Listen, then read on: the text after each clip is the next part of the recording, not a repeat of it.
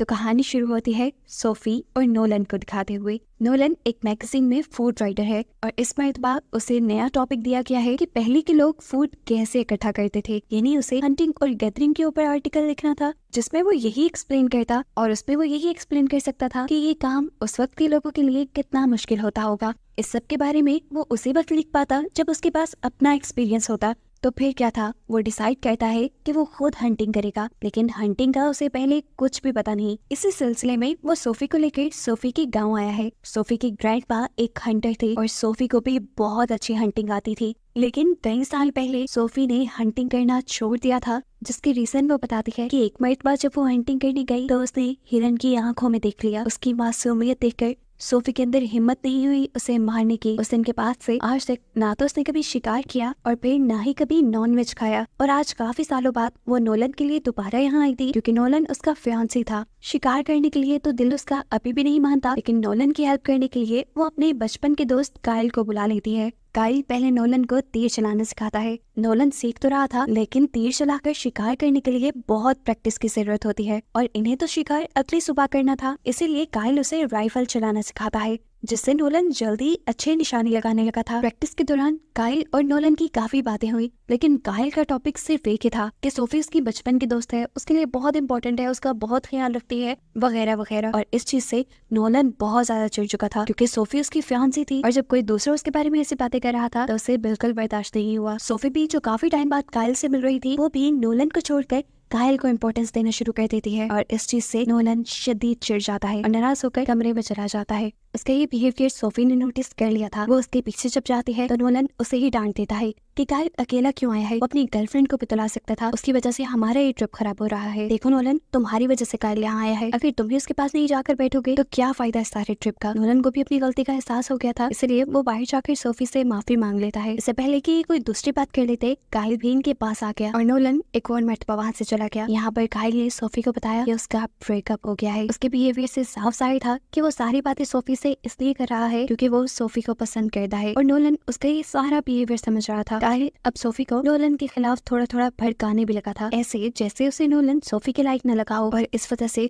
अब सोफी के दिल में भी ऊट पटांग के ख्यालात आने लगे। खैर अब सुबह हुई तो हमने देखा कि काइल और नोलन अकेले ही जंगल की तरफ निकल रहे थे शिकार के लिए। यहाँ सोफी ने काइल की जेब में गुड लक के तौर पे एक बुलेट रखी और फिर ये दोनों जंगल के लिए निकल गए। अब थोड़ी ही दूर जाने पर इनके सामने एक हिरन भी आ गई। काइल ने नोलन से कहा, अच्छा मौका है, इसे मार दो। नोलन ने भी उस हिरन के ऊपर गन पॉइंट कर दी, लेकिन वो उसे मार नहीं पाया क्योंकि वो बहुत रहमदिल था। लेकिन काइल, जिसे शिकार की पहले से ही आदत थी, वो एक तीर निकाल कर फौरन उस हिरन को मार देता है। इस बार तो हिरन गिर तो गया था लेकिन मरा नहीं था। नोलन काइल से कहता है, इसे दूसरा तीर मारो ताकि इसका सारा दर्द, इसकी सारी सफरिंग खत्म हो जाए। लेकिन काइल ऐसा करने के बजाय दूर खड़ी एक और हिरन पर उसी के हाथ से बंदूक पकड़कर शूट कर देता है। इस बार से हिरन जख्मी तो हो जाती है लेकिन गिरती नहीं, बल्कि मौका पाते ही वहाँ से भाग जाती है। हिरन के जिस्म से खून निकल रहा था, जिसका पीछा करते हुए जल्दी से काइल उसके पीछे भागा, लेकिन थोड़ी ही दूर जाने पर वो निशान खत्म हो गए। पीछे से नोलन बार बार काइल के ऊपर चिल्ला रहा था, छोड़ो इस हिरन को, जिस हिरन के ऊपर पीछे वार किया है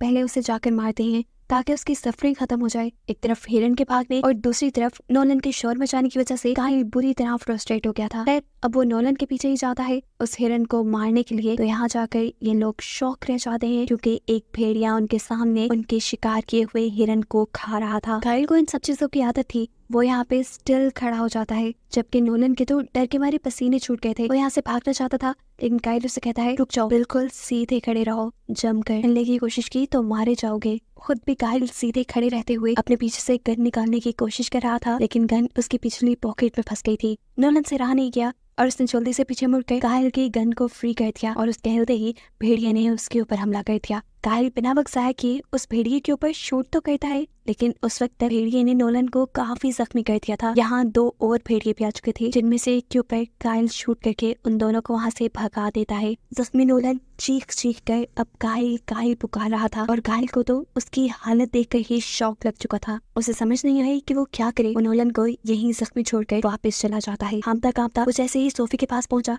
तो अब उसकी हालत और भी ज्यादा खराब हो चुकी थी, क्योंकि उसे समझ नहीं आ रही थी कि वो सोफी को बताए क्या। सोफी उससे पूछती है, नोलन कहाँ है? घबराते हुए इसने जवाब दिया, नोलन के ऊपर भेड़ियों ने हमला कर दिया। मैंने उसे बचाने की कोशिश तो की, लेकिन तब तक भेड़ियों ने उसे काफी जख्मी कर दिया था। सोफी की आंखें फटी की फटी रह गई। उसे काइल पे यकीन नहीं हो रहा था। वो काइल से पूछती है, नोलन जिंदा भी है या मर गया? काइल कहता है, पता नहीं, मैं उसे वही छोड़ाया। अब नोलन को बचाने के लिए वो करीब से अपना कुछ जरूरी सामान उठाती है और नोलन को बचाने के लिए जंगल की तरफ निकल जाती है। अब क्योंकि सोफी ये नहीं जानती थी कि काइल और नोलन के साथ वो हादसा कहाँ पे हुआ, इसलिए काइल उसके साथ जाता है। जब तक ये लोग जंगल के उस पॉइंट पे पहुंचे तो वहां जाके इनके होश उड़ गए कि नोलन वहां नहीं था। फ्लैशबैक में दिखाया जाता है असल में नोलन खुद अपनी जान बचाने के लिए आहिस्ता आहिस्ता चलते हुए वहां से दूर निकल आया था। बाइक चलाते हुए सोफी अब वहां पर भी पहुंच जाती है जहाँ पर इन लोगों ने हिरन का शिकार किया था। इस हिरन को मरा हुआ देखकर सोफी को लगा कि काइल उससे झूठ बोल रहा है। काइल ने बोला था कि वो लोग शिकार कर ही नहीं पाए। अब सोफी को उसके झूठ की वजह से ये लग रहा था कि शायद खुद ही काइल ने नोलन की जेलसी में उसे मार डाला।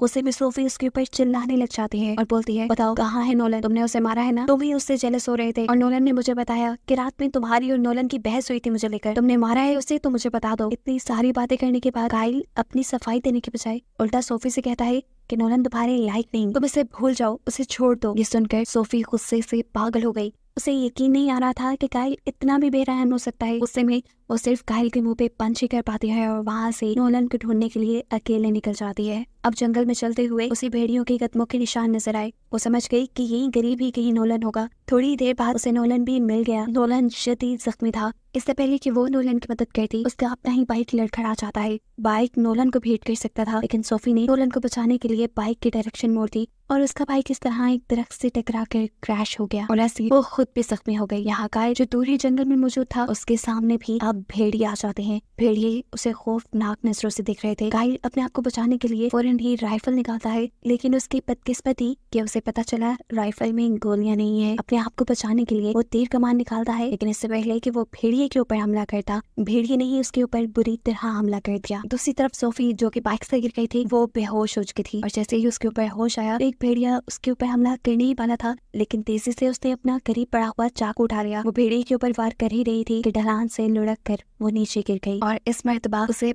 बहुत बुरी चोट आई थी। उसका हाथ पूरी तरह टूटकर मुड़ चुका था। उसके पास इस वक्त सिर्फ तीर कमान थे अपने आप को इन भेड़ियों से बचाने के लिए, लेकिन दायां हाथ टूटने की वजह से वो तीर कमान चला भी नहीं सकती थी। वो यही सब सोच रही थी कि उसके सामने एक और भेड़िया आ गया। वो हिम्मत करती है और अपने हाथ को खुद ही सीधा करते हुए तीर कमान चलाती है, लेकिन टूटा हाथ होने की वजह से निशाना सही नहीं लगता और भेड़िया उसके बहुत करीब आ जाता है। तभी वो नीचे से एक तीर उठाकर भेड़िए के अंदर स्टैब कर देती है और उससे बच जाती है। मुश्किल से हिम्मत करते हुए अब वो जंगल के किनारे तक आई, जहाँ आकर उसने देखा कि नोलन खुद ही अपनी मदद करते हुए यहाँ तक आ गया था। वो नोलन को सहारा देकर उठाती है और अपनी गाड़ी की तरफ लेकर चलती है जो काइल उसके साथ लेकर यहाँ आया था। ये लोग जब उस गाड़ी के पास पहुंचे तो काइल को देखकर शॉक हो गए, क्योंकि भेड़ियों ने उसका बुरा हाल कर दिया था। उसका आधा मुंह तक भेड़ियों ने खा लिया था और वो मर चुका था। ये देखकर सोफी को रोना तो बहुत आता है, लेकिन वो यहाँ रुक नहीं सकती थी क्योंकि खतरा भेड़ियों का भी टला नहीं था। वो नीचे से फ्यूल कैन उठाती है और गाड़ी में फ्यूल भरते हुए वो नोलन को गाड़ी में बिठाकर यहाँ से ले जाती है और इसी के साथ ये कहानी यही खत्म हो जाती है।